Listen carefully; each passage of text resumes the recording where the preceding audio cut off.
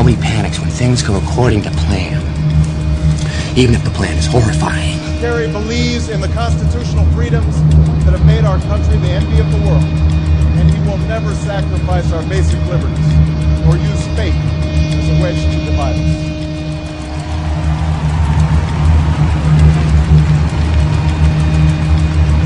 And John Kerry believes that in a dangerous world, war must be an option sometimes, but it should never be the first option.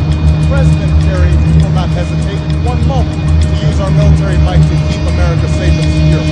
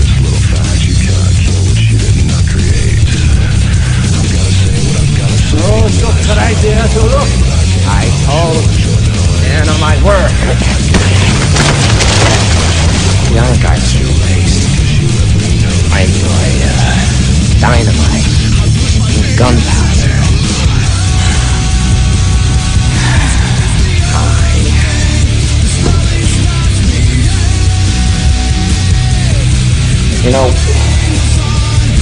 I don't want to very hard against Tommy. You know what I am? I'm a dog chasing Tommy. I wouldn't know what to do with one if I caught him. You know, I just do things.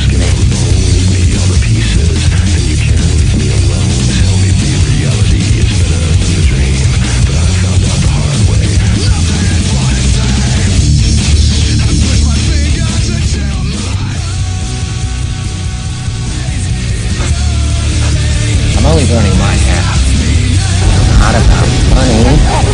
It's about something in message. Everything burns. Upset the established order, and everything becomes chaos. I'm an agent of chaos. Oh, and you know the thing about chaos? It's beer. I have no doubt that all across the country, from Florida to Oregon, from Washington to Maine, the people will rise up in November, and John Kerry will be sworn in as president, and John Edwards will be sworn in as vice president, and this country will reclaim its promise, and out of this long political darkness, a brighter day will come. Thank you very much, everybody. God bless you.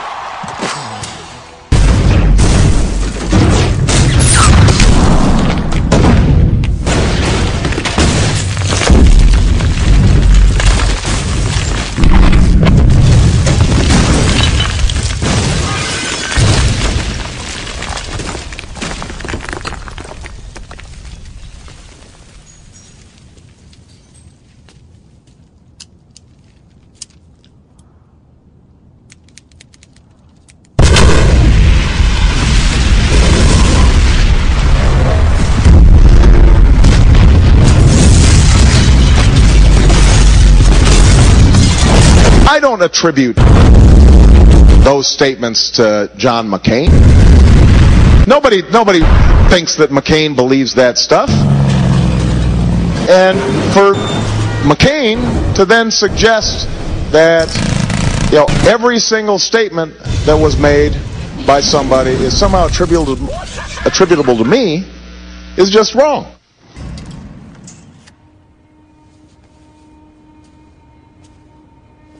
Such dangerous currents have swept along faster than our efforts to contain them, and that is why we cannot afford to be divided.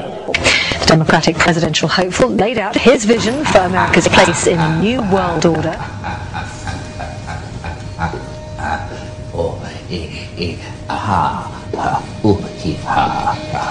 And I thought my jokes were bad. We're seeing a society that not only has a lot more people of lower IQ, but a lot fewer people of higher IQ. In other words, a dumbing down, a chemical dumbing down of society. So everyone's sort of mediocre. That leaves them dependent on government. These flu vaccines contain thimerosal. Thimerosal is a mercury preservative. It's one of the most toxic compounds I know of. I mean, I can't think of anything that's absolutely more lethal. 1 in 5,000 children had the developmental disorder in the late 1980s. Now 1 in 166 kids lives with autism. Why so serious? Turns out we are injecting our children with 400 times the amount of mercury that FDA or EPA considers safe. A child on his first day that he's born is injected with a hepatitis B shot. Under EPA guidelines, he would have to be 275 pounds. A very real and ever-present risk to our population at large. Dennis, let's make sure we're clear on this. Fluoride is in tea, it's in coffee, it's in water, it's in bread, it's in toothpaste, but it's actually a poison. It sure is, and here's the quickest evidence. Pick up your toothpaste, and you'll see a warning that if a child swallows more than a pea-sized amount of toothpaste, call poison control. Why so serious? The protected pollutant status that fluoride is remarkable, as the charts over here show. Concerns over excess fluoride prompted the American Dental Association to warn parents not to mix baby formula with tap water during an infant's first 12 months. Fluoride, in very modest doses, produces effects in laboratory animals resembling attention deficit and hyperactivity disorder.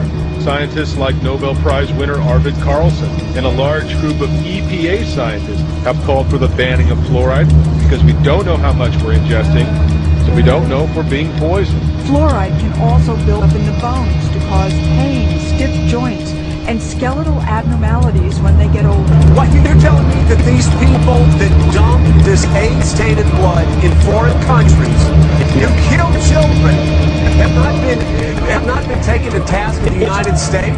It's worse than that. The U.S. government allowed it to happen.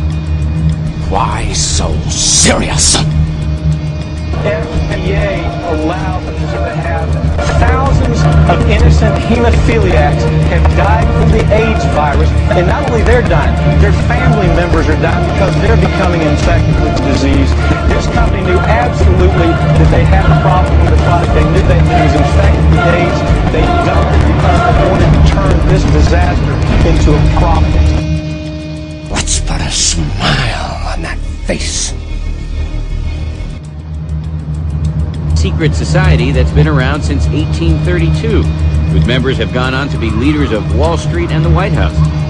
Skull and Bones Society, a fraternal club for the elite. Both President Bush, John Kerry members, they were both tapped on the same night. A light will shine down from somewhere. It will light upon you. You will experience an epiphany.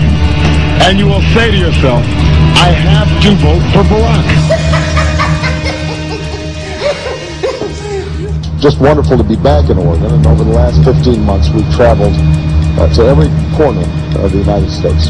I've now been in 57 states, I think one left.